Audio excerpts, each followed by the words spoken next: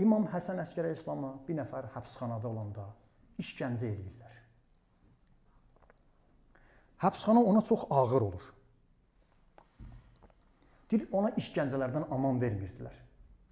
Allah'ın verək, İmam Həsən Əskərin hörmətinə Allah Teala cəmi bütün həbsdə olan qardaşlarımızın və çox təəssüflə qeyd eləməli ki, o bazılarımız ki var, şərəniblər, Allah hamısının qapısını açsın. Amin.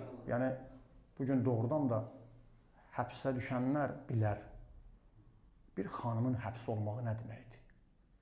Özdə baxın yaşlarına, 60 neçə yaşlı qadın həbsdə, nə üstündə? İmam Hüseyin üçün ehsan verib, gör nə günə qaldıq biz. Ağlımızdan keçməzdi ki, bir gün bizim Azərbaycanda bir 60 neçə yaşlı anamızı həbsə açsınlar İmam Hüseyin üçün ehsan verməyə. Allah o xanımların qapısını açsın. Amin. İmama bir məktub yazdım. İmama məktub yazdım və dedim, İmam, mən üçün dua elə. Allah mənə azadlıq nəsib eləsin. Və istədim ki, o məktubda yazam ki, İmam, mənim biraz borcum var, pula ehtiyacım var. Biraz maddi kömək elə. Hələ istəyirdim hazırlaşan məktubu yazam, duanı istədim. Amma xəcalət çəkdim ki, imamdan pul istəyəm. Daha pulu yazmadım.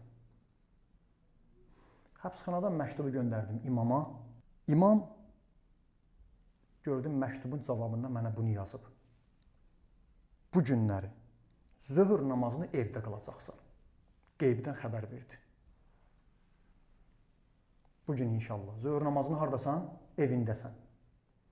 Mənim Allah qapımı açdı. İmamın duası sayəsində. İmamın qeybdən öncədən verdiyi məlumat düz çıxdı. Günorta namazını evdə qıldım.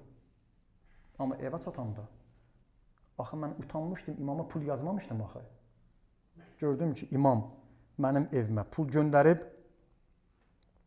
və öz dəsti xətti ilə imam 100 dinar, qızıl dirhəm, dinar göndərəndən sonra yazıb, hər vaxt ehtiyacın olsa xəcalət çəkmə.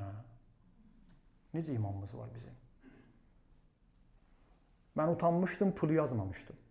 İmam mənə pul göndərdi və əlavə də mənə utanmağımdan xəbər verdi ki, ehtiyacın olanda utanma.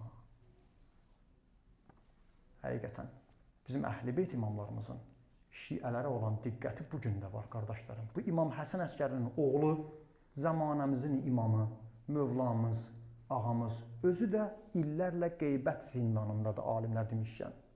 Təkdir, bir neçə nəfərindən ki, hədisdə var.